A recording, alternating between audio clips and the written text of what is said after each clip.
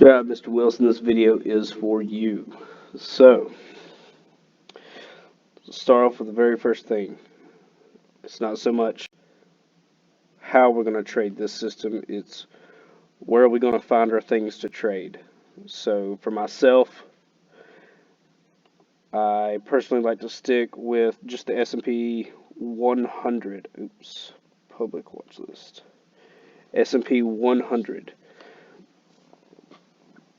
Now, I don't run a scan, a market scan every day. So, uh, what I do is I just take whatever's moving in the S&P 100 and work based off of that. So I have these custom columns set up to tell me what's trending, what's moving. It may not be moving a lot, but you can find something in here that's going to move a decent amount. So check this out. 4% today on AT&T, and that's probably, let's just pull up the chart. That's probably not the most it profited today. It probably had a little bit of a drawback.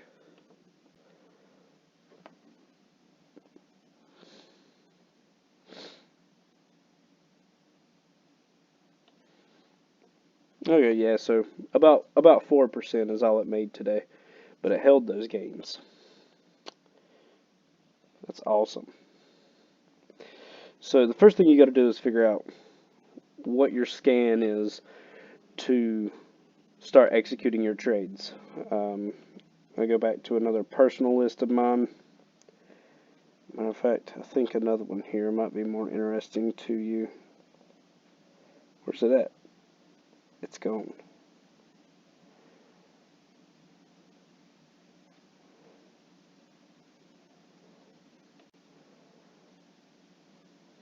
Oh, nope, there it is. Okay, this one might be more interesting to you. Um, it's my uh, after the market opens scanner. I can share the parameters with you later. But first thing we got to do is figure out what we're going to trade. You know, all this stuff right here was trading extreme volume compared to what it normally trades at 9:30 in the morning. Well, before 9:30 in the morning, but it only picks it up. This scanner only works after 9:30 Eastern Standard Time. So let's just pick one of these guys. Let's just go with CORR. I haven't looked at it yet. I don't know what it's going to look like. And before we even do that, let's start with the 1 year, 1 day. I always start with the big time frame. Okay, so check this guy out. We have our channels set up that we spoke about. We have our stochastics set up. We have our RSI set up. So the first thing I'm going to do is look at the volume. Okay, volume's picking up. This, I'm not sure if it's yellow or if it's white, but this line is where average volume is. You've got volume bars over the average. That tells you something's going on. So we've got, next thing I'm going to do is I'm going to mark up the RSI. So that actually looks like a really good spot because there's touches all around it. There's rejection points in that area.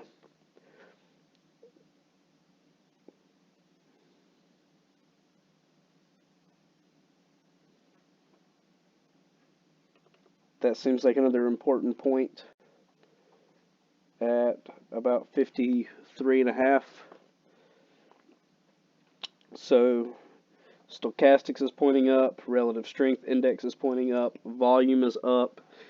The uh, the channels here are starting to touch. We're just going to zoom in just a little bit. You can't even see the short-term channel, but we have the 20-day channel and the 55-day channel touching each other. Price action is going up. This candle is a bullish engulfing from the previous day. Let's zoom in to the hour chart. So just looking at the hourly chart. Actually, I'm going to zoom out just a little bit here.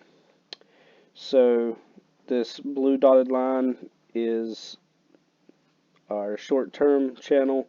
The green line is our intermediate, and the solid blue line is our long-term channel. So you can see that the short-term and the intermediate term connected. Price went up, hit the long-term channel. Price continued to go up. I will show you how to set this up. The lines below, there's only 2 lines below where there's 3 lines above. I only need the 2 lines because it's a short term, it's an intermediate term, and if it touches the red one, it's proceed with caution.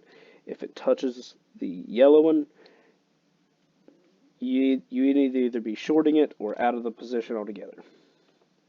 So let's bust down to the 15-minute time frame. This is a custom indicator found